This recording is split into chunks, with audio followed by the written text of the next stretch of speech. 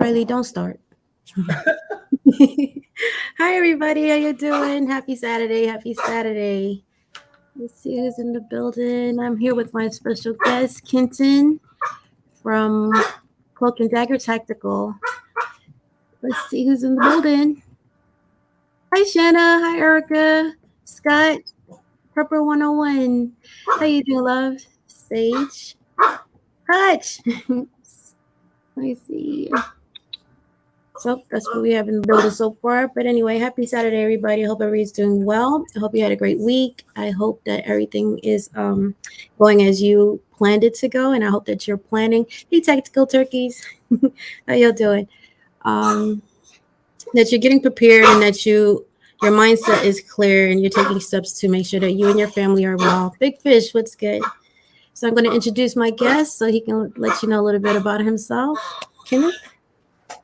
How are you? My name is Kenton Givens. You can actually find me on it's a group. It's two of us.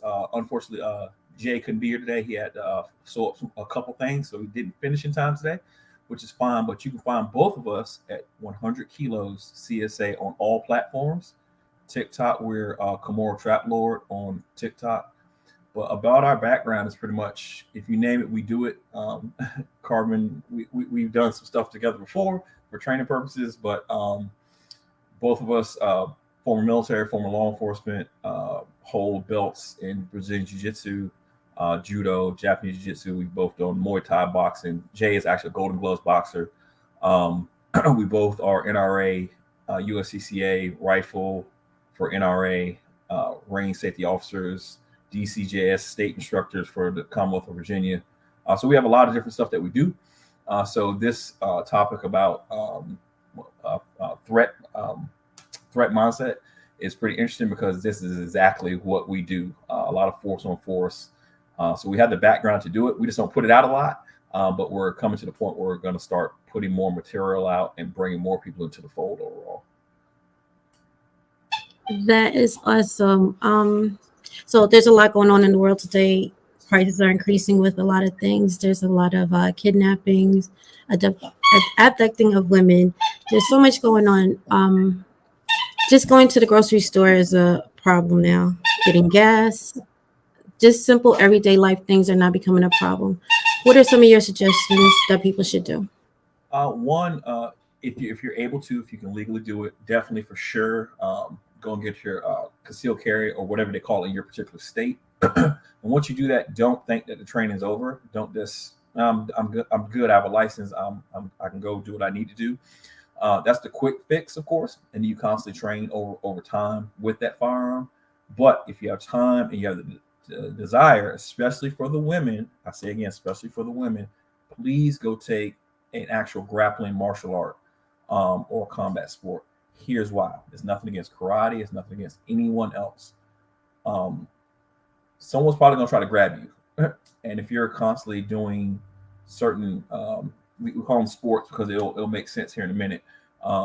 You're constantly putting yourself in a situation over and over and over again by actual men in the class, 9 times out of 10, who are actually there to help you. And it's just good overall to prepare yourself for that. Because guess what? You won't always be able to get to your gun as much as you think you are. I promise you, if I want to turn into a bad guy, I promise you will not get that gun out of your holster.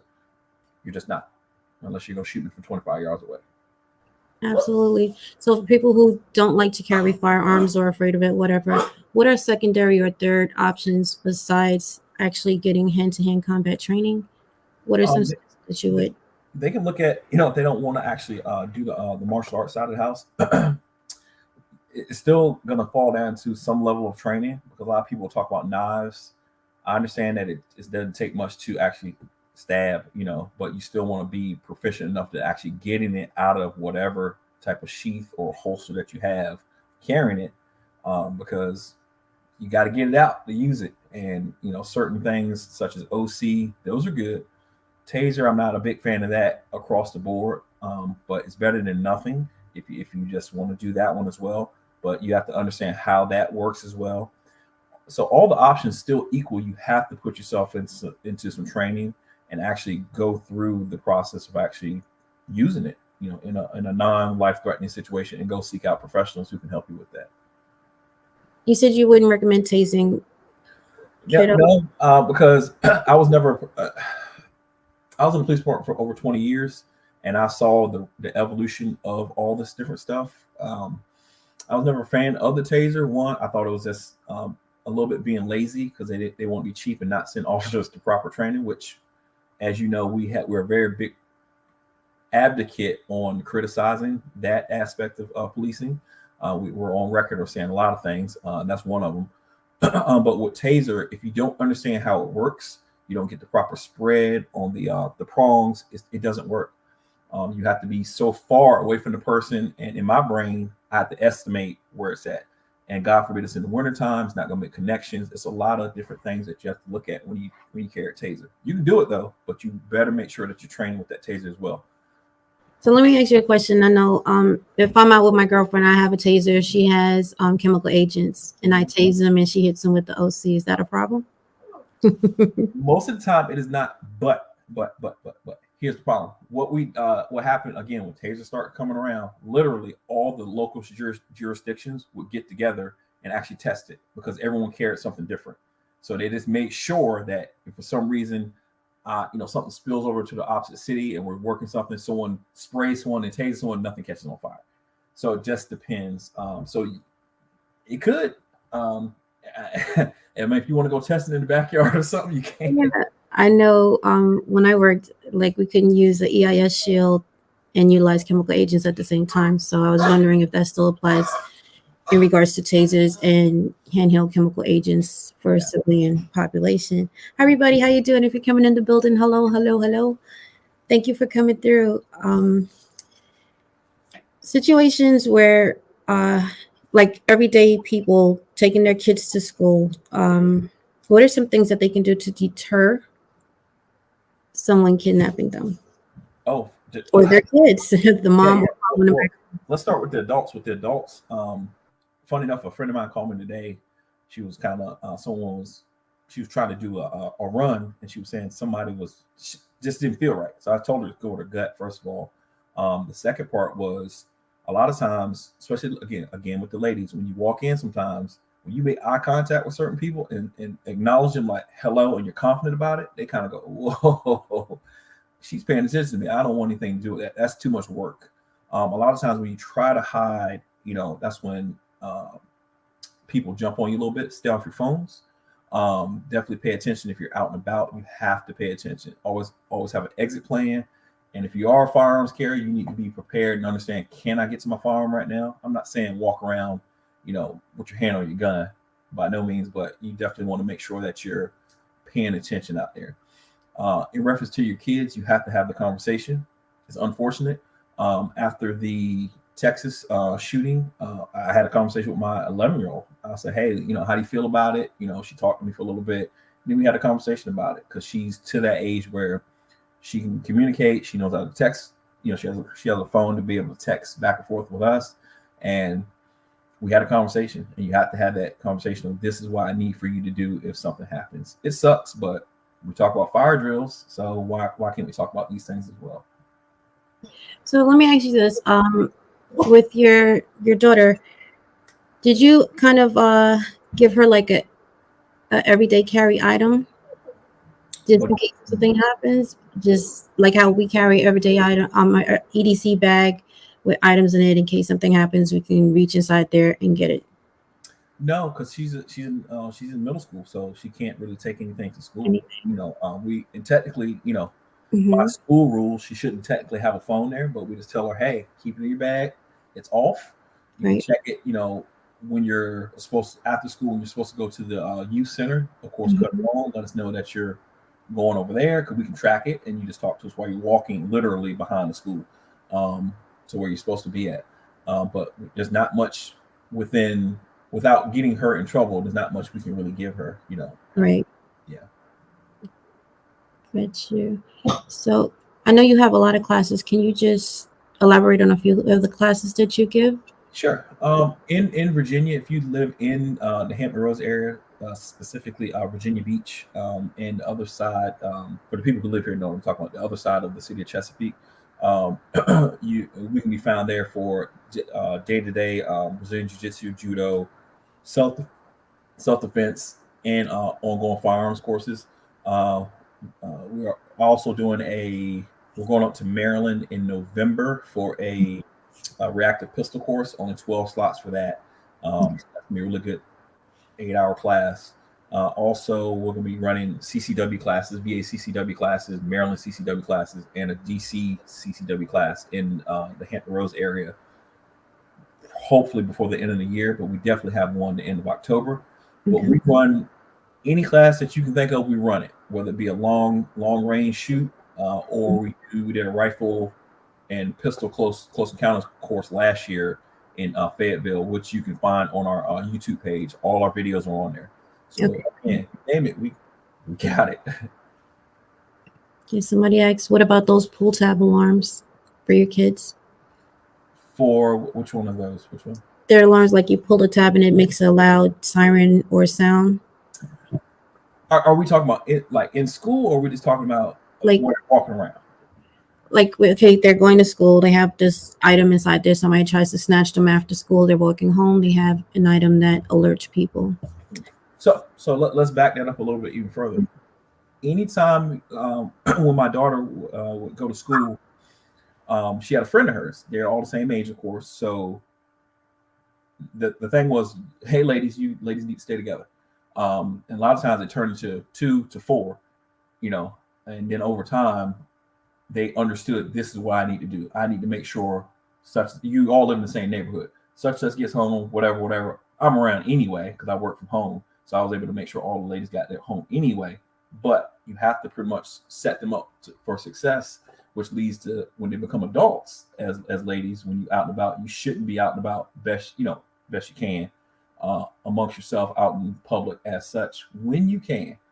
So that's what I did on my part. Again, we didn't give her anything like that because we know we can track her phone. You can do the air tags and stuff like that, but you got to be careful with stuff like that if you're not really tech savvy, because we know that can get kind of a little iffy sometimes if people are good with tech and you're not. But those pull alarms, that's a great idea. That's a really good idea. And tell her to be super vocal too. Yeah. Always when I go live, he wants to act up. Let's see. So there's a lot going on in the world today. People talking about shift hitting the fan. And are you a prepper by any chance? Do you prep for anything? Since moving, a lot of my stuff, I'm trying to put everything back where it was. So I'm in the process of redoing a lot of stuff. But yeah, I put a lot of stuff to the side. I picked stuff up. I told one of my older daughters, I said, hey, when you're out, grab this when you see it, and just grab one of whatever every time you see it. You got a couple dollars in the pocket, grab it for me. So yeah, we're grabbing what we need. So if it goes crazy, what is some advice that you can give people? Have a plan, like have a legit plan, meaning like it sounds crazy, but at the end of the day, you need to sit back and say, can I get whatever stuff that you need, assuming you're not going to shelter in place. So assuming we're going to book it. Can you get the stuff that you need, keyword is need, packed and ready in your car? Are things, is your car gassed up? If you have smaller kids, can your child carry their own load? Can you get your ammo in whatever type of vehicle you have? Is your vehicle adequate? These are things you have to do prior to all these things. And let's say you're thinking, well, I'm going to go to the state park that has mountains. Okay, can you and your small children walk that far? Have you ever tried it? All these guys with the tack vest on. When was the last time you actually did a ruck march? You didn't. So what are we doing right now? You're not going to make it very far because again, we have to prep. We have to prep for it. So, your physical period. I don't think a lot. Well, some people. I'm not gonna speak for every people, but do people, when you're getting into a fight or confrontation, it takes a lot of energy. Mm-hmm. It may be just 2 minutes, and it'll seem like a half an hour. Yes. Can you stress the point of exercising and maintaining your physical as well as mental?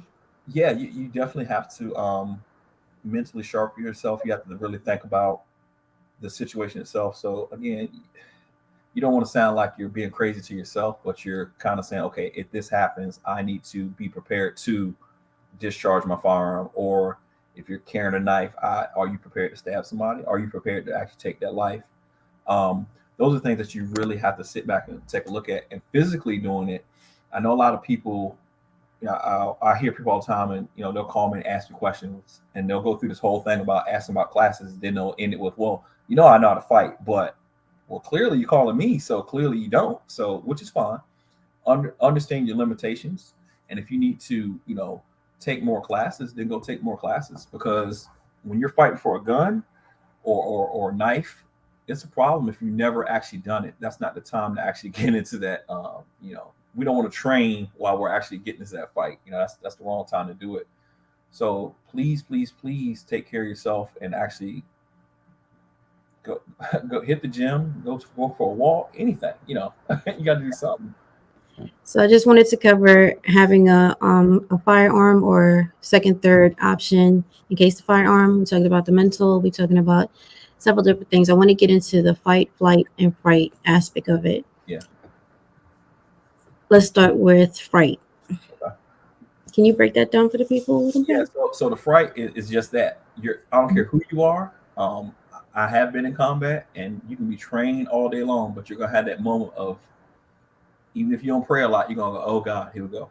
So now you have a choice. Either you're gonna fight or you're gonna run. Those are your options. Everyone's gonna take that second and go like, okay, what's the next phase? Your level of training is gonna dictate how long that pause is. So if you're highly trained, it's gonna go, oh crap, need to take off, boom, let's go. But if you're not trained, you're gonna go, oh crap, and you're gonna be doing math problems in your head. So that's not time to do calculus. You definitely want to make sure you're ready to go. Of course, flight is pretty simple. I'm out. I'm gone. I'm booking. I froze.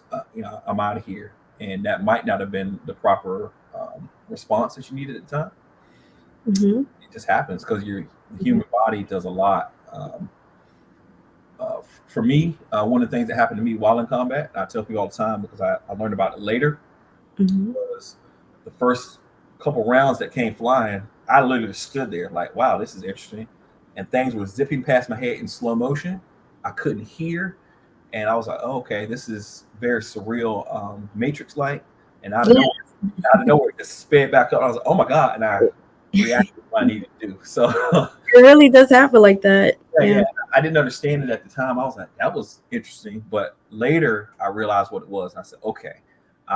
That's normal. So that's a normal human reaction. Your body is trying to protect you from being dumb. So yeah. Absolutely. I think when they give you options, flight, fight, or fight, you kind of go through all three of them. You just don't realize it. And that fright part is not really a bad thing, or that frozen part is not really a bad thing.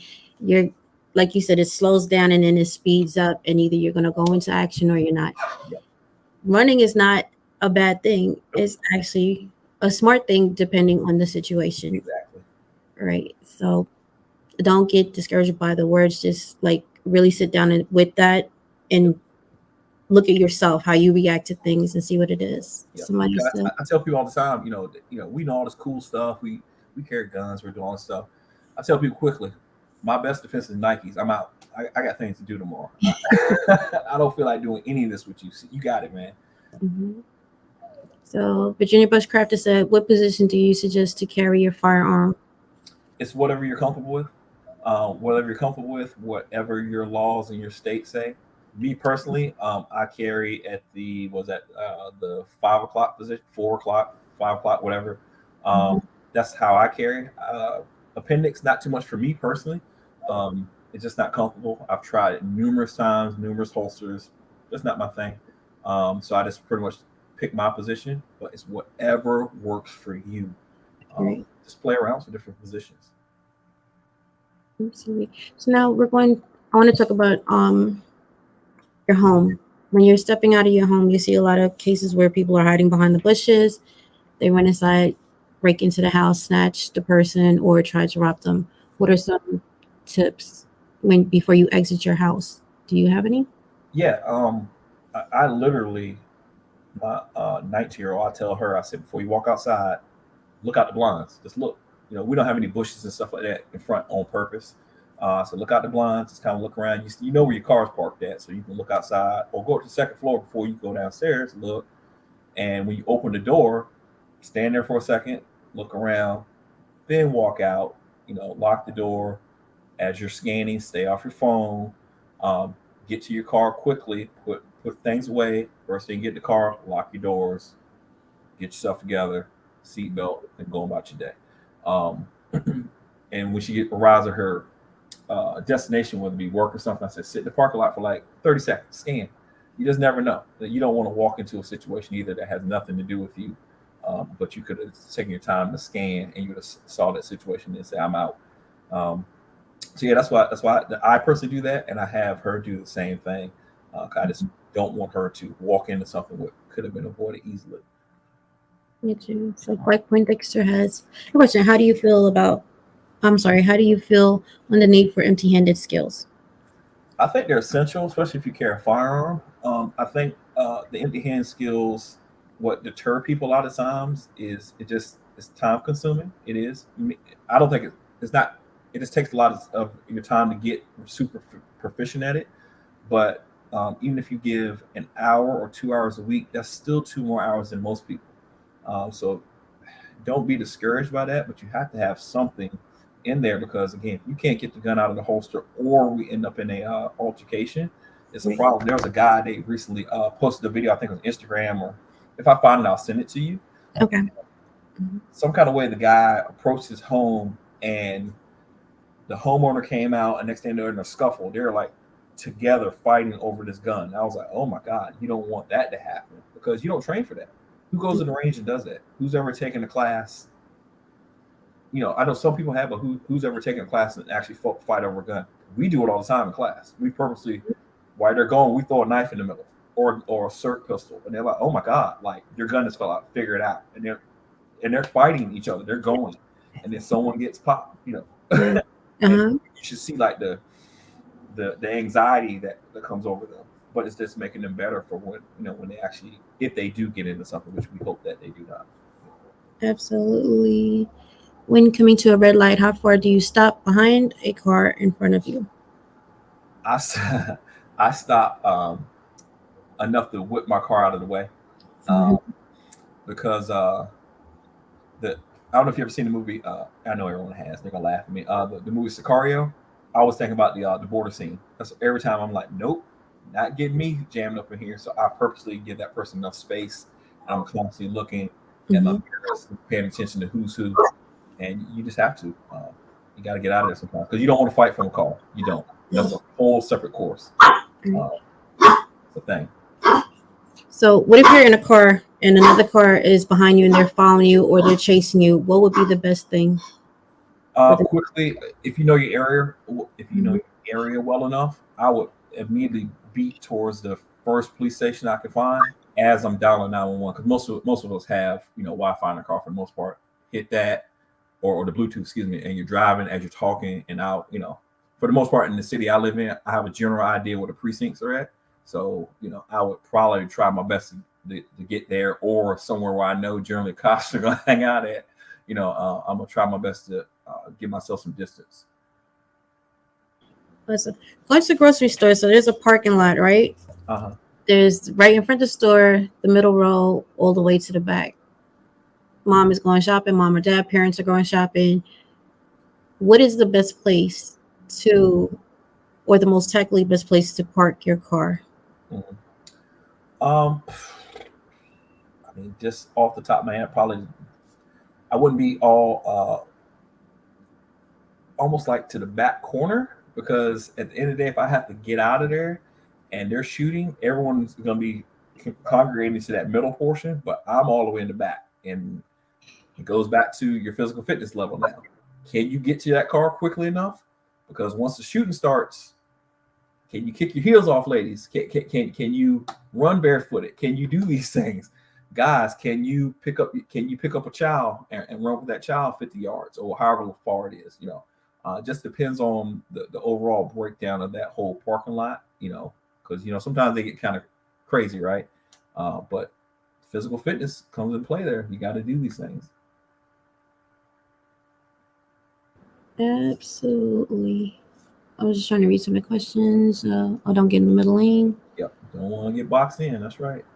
Urban Garden said, know how to tuck and roll. So if you're a female or anybody and somebody grabs you from behind, what is the best thing? And they're trying to throw you in a car. What would be the best move for you to do? If they're about to grab you, a lot of times I tell people, again, if you're not carrying and stuff like that, 9 times if you start screaming bloody murder, everything from the B word, the R word, and you go dead full weight. I'm talking dead weight, like it ain't happening as you're screaming. Have you ever tried to pick up a person who goes dead weight? Yeah, it's not easy. It's a lot of weight. Matter of fact, putting a toddler into a car seat, right? And you're like, oh my God, like why are you so heavy all of a sudden, right? So a grown woman just goes dead weight and starts screaming bloody murder, because you cannot, ladies, listen to me. You cannot go to the second location. That's not an option. You can't. It sounds horrible, but he's gonna have to shoot me there today, because we're not going to the second location. That's not an option.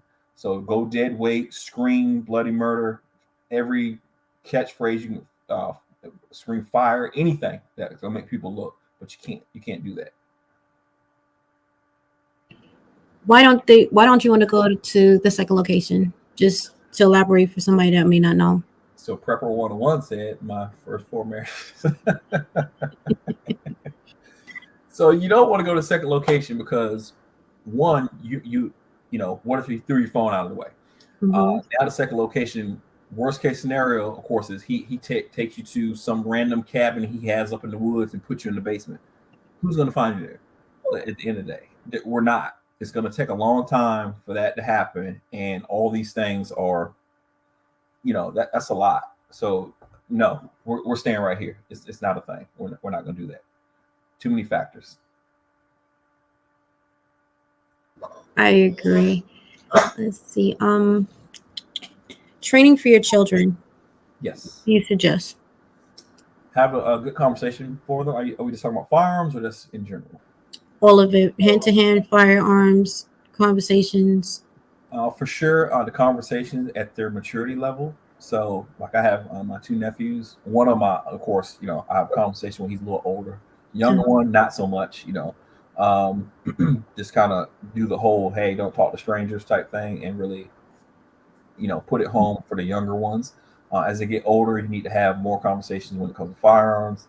The daughters, when they were growing up, at a certain age, depends on, each one is different. I would actually take my firearm and put it down. It's unloaded. I'm going to go ahead and touch it. Don't point it at yourself. Let them just look at it. So it took away the surprise of what it is, because Dad already let us touch it and manipulate it and stuff. I think when they're around like 13 and like 15, actually a little younger than that. I think they were like 9. Okay. 8, 7, and 9 or something like that. I actually had them, we're actually helping to like dry fire, understanding how to work the gun a little bit. And then once it got to their teenage years, I was like, hey, you let me know when you feel like you want to learn a little bit more, but you understand the basics. And that's a decision for them. They could have a decision where they don't want to carry a firearm. Right. They're old enough to make that decision. But yeah, when it comes to any type of hand for your small children, especially in our community, I really, really encourage you to take them to go do that for a couple reasons. One, it's going to give them confidence. 2, they're actually learning a legit skill. And 3, they're actually learning something that they can make money with when they get older, if you make them stay in the whole time. By the time they're 19, 20 years old, they start at age, let's say 6, they're probably going to be a legitimate, if you're doing certain arts. So if you're doing certain arts, they can make legitimate money doing a lot of cool things. So you're really, really helping them out in numerous ways overall. And more of us are doing it. More are doing it now than when I started, which is cool to see. So I love seeing more of us out there doing it. So I agree. It's about time. Yeah. So you work for law enforcement. In the shift situation, there's a couple of situations that happen when an emergency happens How does it stress the police department? For like what? Like As far as yes, active shooter, anything that happens, you usually when you're dispersed out, it leaves you short of individuals to attend to regular. Yeah. Once that's something like a big call like that goes out, they're literally all your primary units will be at whatever that call is, and then they're really relying on either the neighboring jurisdiction or they're relying on highway patrol or state police, whatever they call them there. And all those calls are pretty low priority. Even certain administrative people who might not be on the road, they might tell them, "Hey, go get your uniform at the house, and you're going out here answering some of these calls." This depends on what the call is. Wow. And you got to think these days the police departments are 200-300 man and women short gate. So a giant shooting as such, it's not going to go well overall. Yeah, so I'm asking that question because I know I want people to understand it's important that you realize that you are your own first response in any. That's right. I'm a firm believer of that because at the end of the day, as much as people want to think, police are 1,000% reactive. 8 out of 10 are not properly fully trained. They're not.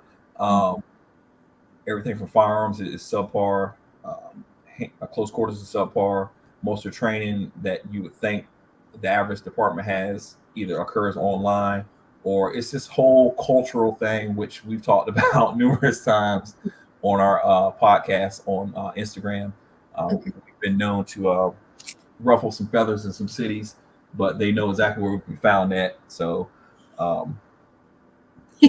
they know. I've been back like, hey man, I'm glad you said that out loud. Yeah, I know you're not gonna do nothing to me. Your chief can't fight, so it's cool. I'm fine with that. So. Let me find out. Yeah, they know what's up. But yeah, so I think when you have to pretty much be to take care of yourself. If you're within your home and you know your rights to protect your home or whatever the situation is, do it.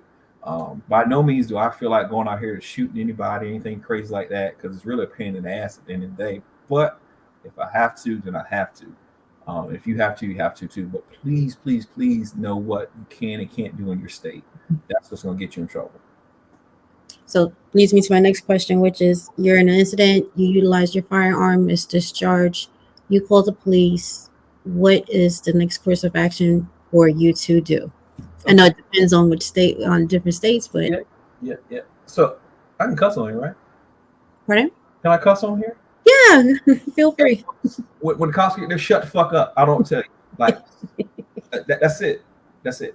I had a shooting and I was badged and I heard the sirens coming. I literally got on my knees, crossed my ankles, put my head on top of my head. My gun was already unloaded away from my body. And when they got there, they were like, oh, hey. I said, nope. I said, go do your job, sir. Do your job. And then they asked some questions. I said, I'm gonna wait a minute. I'm gonna just give me a minute. And then I waited for someone from my department to get there, which was my chief of police. He responded. He was like, what's going on? He got there. I was like, this is what's going on. He said, okay, I got it. Don't worry about it. Cool. We went from there. But for the and that was me. So the everyday average citizens, shut the fuck up. That's all I can tell you. That's it. Now, did you call the police or they were just called? Oh yeah, I called. Yeah, I immediately called. Like, so everything was done. I called. Yeah. What information did you give them when you did? Address, identify myself, what I was wearing, and yeah, that was basically it. Identify myself, what I was wearing, the address, where I'm gonna be at, where the firearm will be found. But I needed to hear sirens first, because I could see where I was at. I could see, who was coming. Regardless, they couldn't get behind me enough, so I could see. Yeah, that's it. It's point blank. You have to understand what your rights are, and I think a lot of times we don't understand our rights. A lot of times you don't have to make a statement, but just understand that's not the time to be political. That's not the time to make. I understand that you're probably gonna get handcuffed, put in the back of a car. It buys you a little time just to collect your thoughts. Exactly. And when you can, especially this day and age, make sure that if someone else is around, tell them, hey, make sure you contact my family, because I've heard other shootings, some serious shootings, via Facebook, like, oh my God, like now I got to make phone calls, like what happened, you don't want your family to find out that either that you're in trouble via Facebook or Instagram Live and all this crazy stuff. So make sure that if someone is there with you, hey, call, insert whoever it is. Great. So let's go back to situational awareness. You're walking down the street. You feel somebody's following you. What are some of the things that you can use around you? I learned this from your class. You can use around you if you don't want to turn around. I mean, again, if we have any type of barrier, it could be something so simple as a park bench. If you walk into a store real quick, might not be a store that you even want to go into, cut into a store. It's all these things you can do to make sure that you put distance between you and someone else. Even if you, I was watching something, and a lady said that she had that same feeling, and she said there was a guy that was in the store, and he kind of had the same feeling. So he said he walked over to her and shook her hand, was talking to her, and the guy kind of went off the side. He said, hey, I think that guy was following you. And she said, I thought so too. He said, all right, make sure, let's go get store security and this, that, and third, and stuff like that. You might not notice one was like, hey, sir, like, just start talking to somebody. That might make them go. Just these small little tricks like that can really throw people off a lot of times. That's great. So I remember where you said you're walking down the street, the glass on the buildings, you can actually use them as a mirror to see behind you. Yep, do that too. Yep. What are some other things? Again, your mirrors. I mean, even if you pull your phone out, start videoing him behind you. That was the other thing. Acknowledge that person. Now they're like, oh my God, they see me. I know a lot of those videos been out lately about the big vans and stuff like that. A lot of times when you acknowledge that person, like almost damn near do that, you're gonna see that van pull off. They're gonna ride out. You're like, okay, they see me, I'm out. So don't let's not make it a secret. Tell everybody, hey, they're here. Right. Make a scene. Sometimes you do have to make a scene. It can be embarrassing. Sometimes people think, oh, I might be doing too much. Why? It's never too much. Yeah, it's never too much. It is never too much. So when you're doing fight, when you're in the stages of fight, flight, or fright, you don't want to stay in that fight zone too much. It actually takes a toll on your body. Yep. It drops your awareness. So how would you explain to somebody how to switch out from those things? Like, what is the best way to come down from an incident so that you're able to express what's going on? Some people get lost and they kind of stay there for a minute. Yeah, and that's the key. A lot of people do get lost. You definitely want to be able to talk to somebody for sure, whether it be a trained professional or someone that you super trust. You definitely want to be able to talk about what happened. Whatever your reaction is, it's not the wrong reaction. Even something so simple as you might say, oh my God, I peed myself. Yeah, that happens. That legitimately happens. Sometimes your bowels evacuate. These things, there's nothing embarrassing about it. It has happened thousands of times before, millions of times before. So whatever your reaction is, you definitely want to make sure you talk to somebody. If you have some things that you like to do, I'm not saying go play around the golf after you shoot somebody. Don't do that. Like, that looks really bad. But do stuff that you can get your mind relaxed a little bit. Don't go off drinking. Don't do that. So get a good friend and maybe just have a conversation and just have a small activity where you can actually get your mind where you want it to be. And then you can start writing out with your lawyer, because you didn't talk to anybody. You can write out exactly what happened and then go through the legal portion with your lawyer itself. I agree. Somebody had a question. I wanted to ask it for them. Tap Life, where here he goes. In his opinion, should a civilian intervene in a domestic violence situation or stay out of it and call 911? Absolutely not. You should be a good witness and stay out of it, because here's why. Even as law enforcement, we don't get a lot of convictions when it comes to domestics unless it's like something egregious. Because what happens is it takes, I have to look the stat up again. It's like 7 to 8 times. The person has to they try to leave 7 to 8 times before they actually leave their abuser. So even when law enforcement gets there, we talk, we take him or her to jail, and guess what happens the next day? Back together. You're like, okay. Even if I get an emergency protective order, as soon as it's up, they're back together. There were certain addresses I went to numerous times. All they had to do was give me the family's name. I already knew the address. I just go there, and I walk in. They knew me by name. Like, what are we doing today? Wow. That's how it was. So you, as a civilian, don't do that to yourself, because what's going to happen is when you jump in, they're going to turn and kick your ass. Period. That's what's going to happen. Now you're sitting there getting beat up by 2 people who probably, one of them technically at the time needed help, but now they feel as if you're attacking their loved one. So go mind your business, be a good witness, call 911. Got you. Now, if you, your firearm could be taken if you do it, and they right back together is another reason. Yep. You probably don't want to do it. Let's see what they have. Yeah, of course, we need some witnesses and not activists. Right, Tennessee, teach you when you're right. Let me see what else said.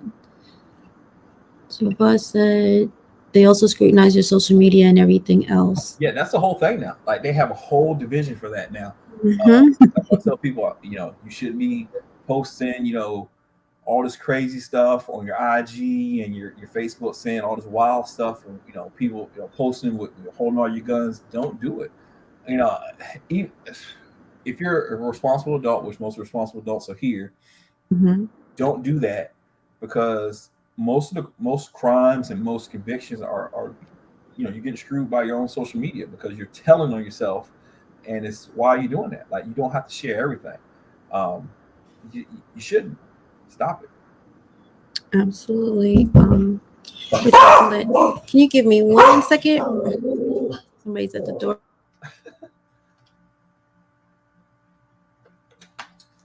Thank y'all for coming today.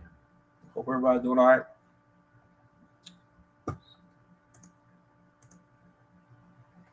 Let's see. I'm going to answer that question here in a second. Can we do a scenario where you have a special needs adult? That's a great idea. Let's go.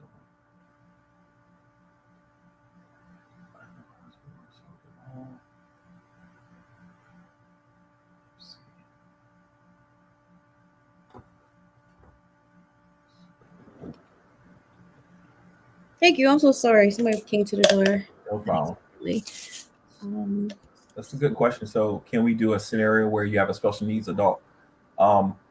So, I was in one of the first classes in Virginia for the Commonwealth as a law enforcement disabilities awareness instructor. I'm big into that because I think oftentimes when law enforcement, I'm looking at that from that perspective first. Law enforcement shows up, they miss all the cues on whether it be autism, the list of things going on, dementia and stuff like that. They miss these things often. So I think we've done that in our force on force. We've done it with Spanish speaker, non-English speaker. We've also done when deaf. We've done that as well. So all these different things, we've tried our best to throw that at people in a force on force class, which is pretty much a scenario based class where we're actually using simunition. And again, you can see that on our YouTube page. I'm pretty sure we had those videos posted as well. So that is definitely something that you want to put yourself in that situation, because you need to be able to recognize the signs, because sometimes people will say something to you and you're not catching it because you're too emotional at the time. I've been in situations where I'm talking to somebody and they give the wrong response. The other person missed it, and I kind of go, I got it. Just move back real quick. And then I break the ice by saying certain things. Then they kind of go, oh, okay. They changed their demeanor because I changed my demeanor towards them. So that's a really good scenario to do. And I might try to figure out how to do that specifically. That's a little bit different. I don't want to make it seem like we're mocking anybody in the scenario, because of students and stuff like that. But we definitely have done things along that line, if that makes sense.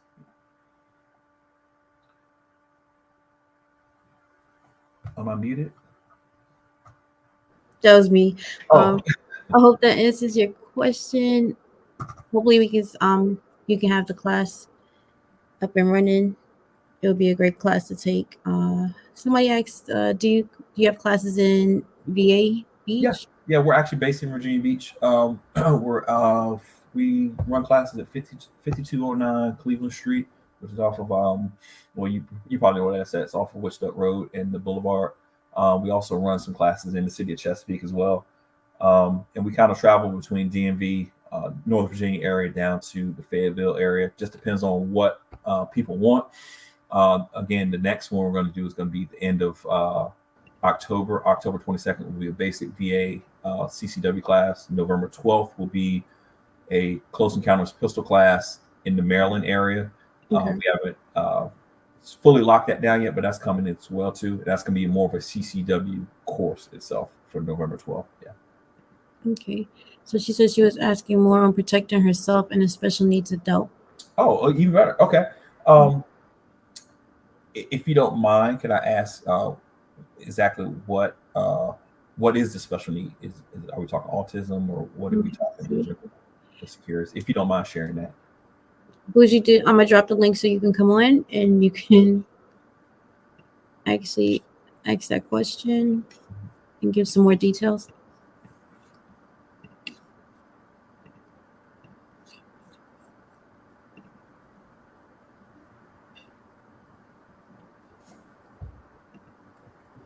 Hey, dude. Hey, Dust. Hey, Mad Loser. How are you? Ghetto wants to let you know that he loves your shirt. Oh, thank you. Here, let's see. I was waiting to see if she answered or if she's gonna come on.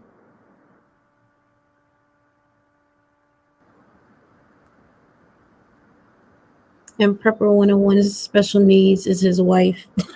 So ridiculous. Yeah, that's crazy. Hi, everybody. Thank y'all for coming through. If anybody has any questions, do you mind taking any questions from anybody? Oh, whoever. So I just dropped the link. If anybody has a question or want to ask anything, feel free to hop on. Hi, Pimp. How you doing? Oh my gosh. So do you see a lot more women coming out for training versus men? Yeah, it was cool. Actually, you know what we did last year? I don't know if you noticed that we were kind of missing in action for a little bit. Yeah. I wasn't sure if you were still on. Yeah, we were missing action because we got called down to Florida to do the Well Armed Women's seminar, or not seminar, the convention in Florida. So that was pretty cool, and it was packed in there. We were the only two instructors of color there. But it was cool. We did low light training, and they really enjoyed it. We got one of the highest ratings for that. We're thinking we're going to get invited again, assuming they'll have it in Florida again. We were in Jacksonville area. And yeah, so we have seen an influx of women, and honestly, nothing personal, guys. We prefer the women because they walk in and go, "What are we doing?" And whatever it is that we're doing, there's no ego involved. There's no, I think I have a better way to do it, and the learning curve, boom, boom, boom. We get to go. We get to do a lot of cool stuff when it's like an all women's class because women are like, let's do it. Oh, that's awesome. We're talking about you just said egos. That's Yeah. Go ahead. Yeah, that ego. I tell we tell when we teach it, like even a self-defense class, we say, hey, you know, this technique is good. We tell the guys, you know, stop hanging out with stupid people, stupid situation, doing stupid things, because 9 times out of 10. You can get away from that situation, but it's you running your mouth. You're not willing to back down and say, you know what, you got it. Again, I carry a gun. I've been on one of the biggest, you know, fight teams. I train with UFC level stars. You got it, sir. You have a wonderful day. I'll see you later, and you can have it. There's another restaurant here if I really want to leave here. I have no time for you overall. So the ego a lot of times gets people in trouble. For the ladies, 9 times out of 10, what happens is you're being attacked. someone's coming after you. So you're 1000% well within your right to go ahead and put that person down a lot of times. So that's how I look at it. Hey, how you doing, sir? What's up, young fella? How you feeling? Pretty good. Yourself? Listening in, appreciating the information. Jealous that Carvin got to go to the class and listen in. You know, I'm trying to get there. Carvin, what's up? Nothing much. How are you, Billy? How's everything? Chilling in good company. Mm-hmm. Hi, Eric. What's going on? Bougie Prepper, what up? Hey, what's up? Chilling. What's going So on? listen, I got a super duper question. Okay. Mm-hmm. I'm going to answer my own question, but I do want to hear your insight on my opinion and in possibly the difference in what you think. A lot of times we talk about assets and liability on the channel. And I got to thinking a long time ago, somebody said that having a young child, possibly even a handicapped child, is a liability, which I do see it as a liability in many senses, but I also see it as an asset.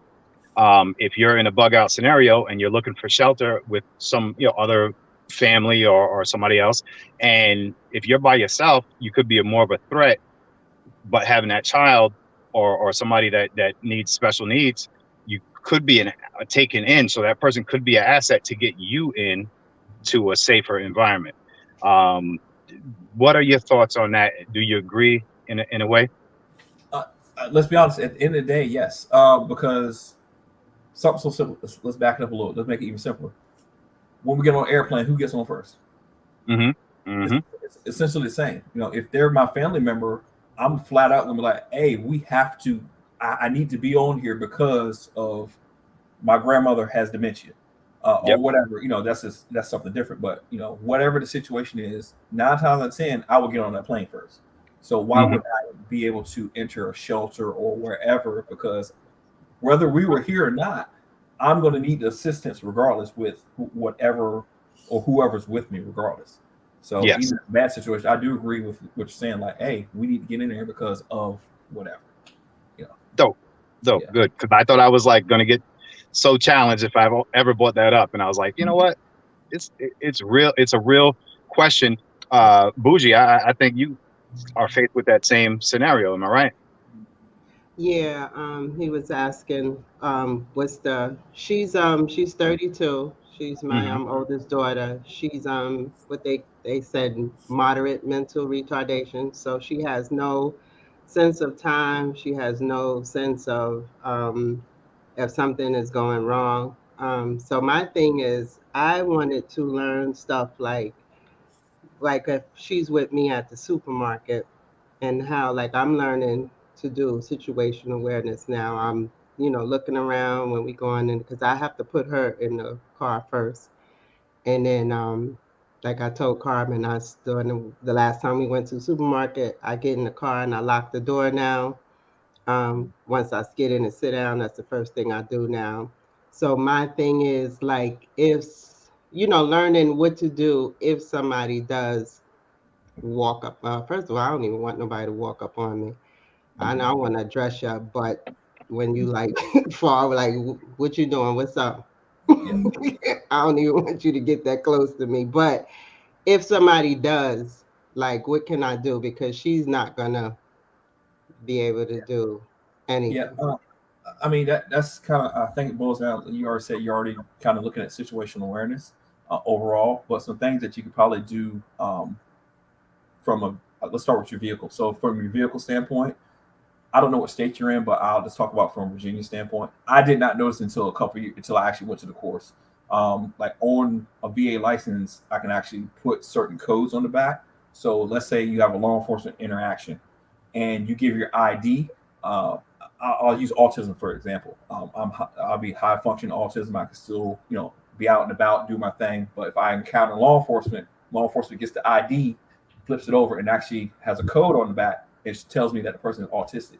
Now I can go, oh, okay, cool. I missed all the signs, but I get it now. So now I can interact a little bit differently. Oh wow! Sometimes on IDs and stuff like that, you can mark it. Even for certain things, you can even put like little stickers on your car. So now they have to recognize that it is insert whatever it is. That they see that emblem or that sticker. So even like medical emergencies and stuff like that, it really comes in handy to have those things available so people can see it. I know we do that here in Virginia. I think it was called Lifeline, or it was something like that, where if there's a medical emergency on the roadway, now paramedics know, okay, check the glove compartment, and I have the information for that person. At your home, again, I look at it from someone responding to your home to help you. You can either, if your city department does this, I would talk to the dispatch themselves or whoever your precinct captain or wherever you're at, however it works. Say, hey, I have someone in my home who has special needs. Because that's good when officers show up. Now they can go, okay, I know someone has special needs in this house. I need to take that into consideration when walking into this home. So I know it is mom, dad, whoever it is, and someone with special needs. We are aware of that now when we get there. And again, I know they do that in certain places with autism, because people like to wander, kids like to wander. These are all things that happen a lot of times. So when officers know these things and your neighbors know these things, it helps things out a lot of times too. I know we don't really talk to neighbors anymore, but sometimes you can find a good neighbor to say, hey, this is my situation. This occurs. I need you to do X, Y, Z to help me out, because I need to make sure I take care of my loved one to get them where they need to be. I was talking more like on a tactical type of thing, like if somebody approaches me with her. That's what more like I was talking about. I mean, the only thing I can tell you is if they manage to get up on you, assuming that you carry a firearm, is that yes or no? Yes. No? Yes. Okay. I would definitely look into wherever you reside at for some classes where you tell the instructor, this is my situation. Because what we've done in the past is we've had mothers, and we'll have some of our smaller people who are there and say, hey, some of our smaller females, like, this is your daughter now. And they have to, we're not shooting yet, but they'll have to draw. But you see them grab their child, pull them up, and you drop your bags, you grab your child. Same thing with you. You need to probably understand in a training situation, no live fire, being able to grab someone who's going to simulate being your daughter firing. And then later down the line, if you would like, talk to someone and say, hey, this is my situation, so she's not super startled when it comes to firearms of it going off, because you don't need her, throw you completely off. You want her to be kind of used to it. That's something you can probably, get with a trainer and actually build a training program for yourself. But you please do the research on your trainer, please. But there's a lot of ones out there that shouldn't be training, flat out. I got my triple threat. Got my triple threat. I'm gonna hop out, but I appreciate you the information, bro. I'm gonna act like I was super excited to come on here to talk to you, but I really just wanted to tell Carbon how nice her hair looked. Carbon, your hair is beautiful. Just kidding. I'll talk to y'all later. Peace. Right. Thanks, CQ. I'm gonna hop off too. Thanks for the advice. Now I know. You're welcome. I appreciate it. All right. Later.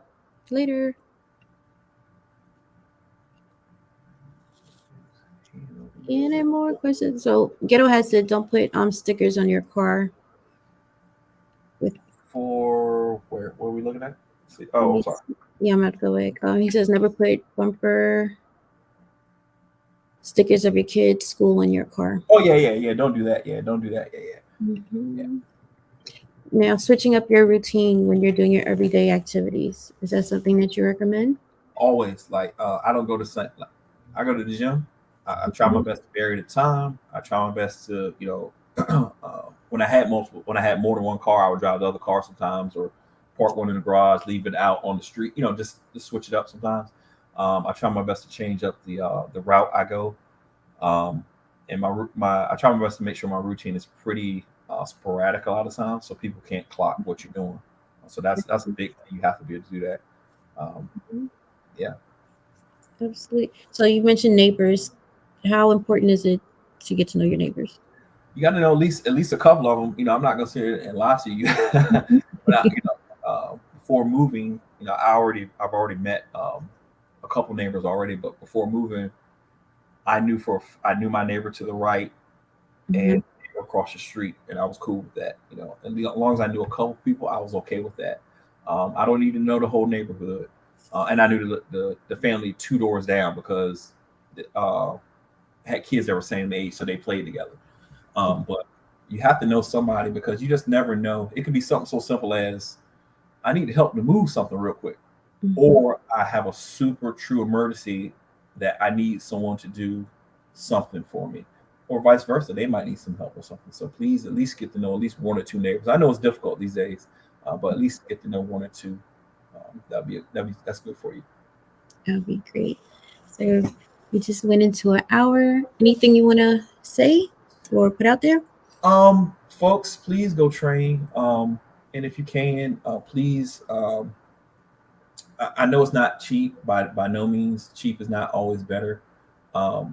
We have a lot of good, talented trainers within our community overall, and oftentimes we get overlooked because people go, "Oh my God, that costs so much," and I go, "Well, the other people's class is filled every time they go over there." So I don't know. We're just as good. We literally have special operators within our group, meaning like special forces and stuff like that. So we have the mindset, we have the training for you. We want to give it to you, but just remember that there is levels to everything, and we're here for you. We'll answer questions for you. Throw some likes and some support, some subscribe to our station and stuff like that.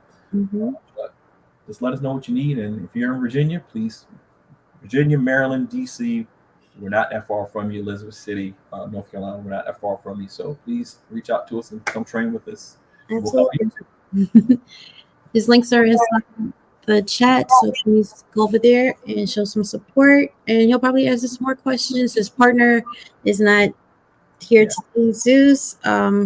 He has some great information as well. So reach out and get in where you fit in. Somebody had a question. My question is, what does he think of a carabit? Yeah, carabit. You have to be trained with that flat out. Again, and you have to understand whatever your knife laws are in your state, and also think about it. You better make sure that you're well within your right to stab somebody to death. I mean, that takes a lot. A carabit is it's a knife that goes, the one that goes on your finger, like your thumb. Kind of Okay, gotcha. Looks like a raptor claw. Yeah, one of those. Gotcha. So you have to be super. Just make sure you're right if you're going to do that. I'm not big into the knife stuff. I like it for something very specific, but it's not necessarily actually using the knife. Because my thought process, if I can use a knife, that means I could probably use a gun, and I'm just going to skip the knife. I'm going to shoot you if I'm using a knife, because I can create distance with a gun. Gotcha. Just want to drop the link one more time for you. Somebody said they were getting the wrong link. Yeah, can you? It's going to be 100 kilos actually. Let me see. Okay, gotcha. I have that one too for IG, right? Yeah, on IG. Yep. It's actually, we have it on IG and YouTube. Yep. Don't you guys have a Patreon as well? Is it a Patreon? Yeah, I forgot about that. Yeah. So if you guys want to train with us, just in general, it doesn't matter where you are in the nation. We have what we call Patreon. You pretty much sign up for that. It's super cheap, and we literally drop videos weekly. You'll have a whole solo drills, partner drills, stuff you can do at the range, hand-to-hand stuff. So it's pretty cool. We really enjoy putting that out for you too, and we also take requests because you can talk to us directly. Oh, let me just see if I can pull it up. That's on your Instagram. Is that with the kilo? Let me see. I might be able to do it myself online. See, yeah. Oh, here it goes. I got it. Okay. One second. I'm going to drop it. How you doing there, sir? What's going on? How you doing? I'm good. Skilly. What's going on, Carl? What's up, sis? Hey, doing, Skilly? How are you? Working.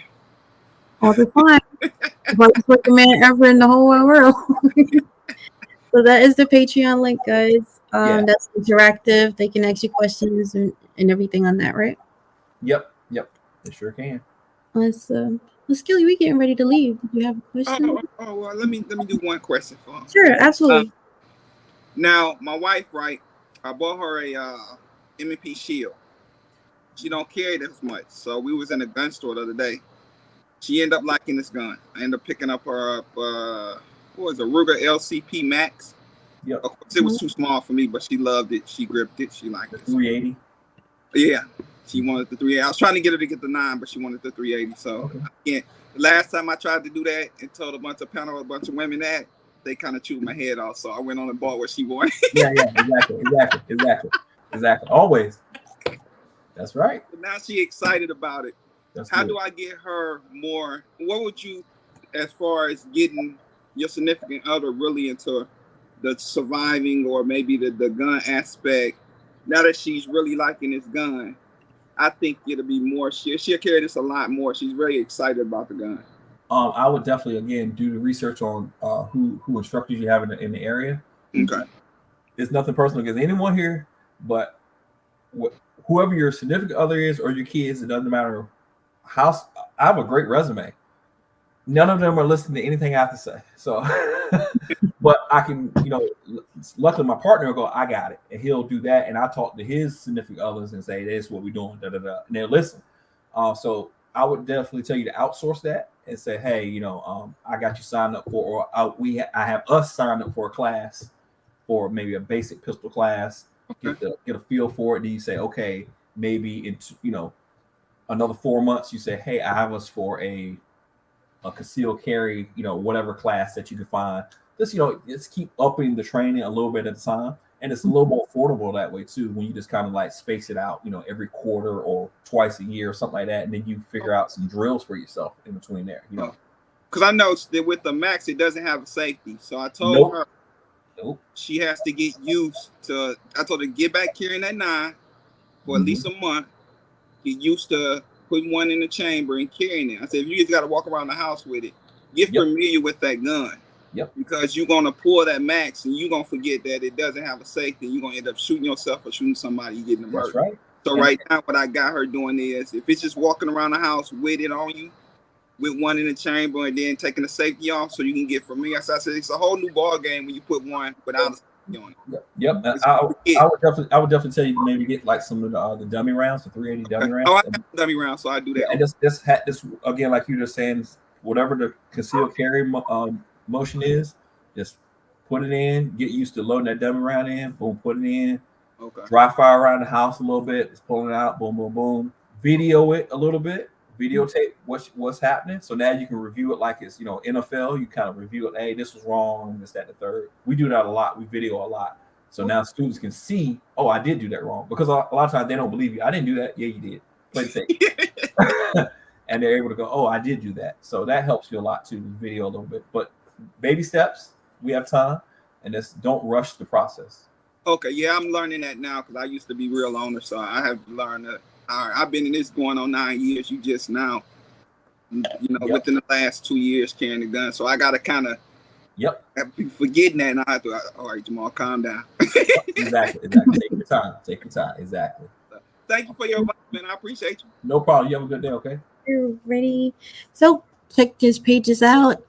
He has a lot of knowledge on a lot of things. There's a lot of content creators in this chat. So if you need anything or you have any questions, you want to get in touch with him, just reach out to him, DM through Instagram, and he will be more than happy. The more information we get out, the more people we get on board, even better. Feel free. And I thank everybody for coming through. I thank you so much for blessing us with all that great information. Skilly, always good to see you. Love you. And yeah, I'm going to call it a day. I got some other stuff I got to take care of. But Thank you for having me. Absolutely. I hope you come back too. Oh, we will. I'll bring my partner next time. Absolutely. Thanks. Right, Bye. Y'all have a good weekend. Be safe. Stay ready out there. Bye.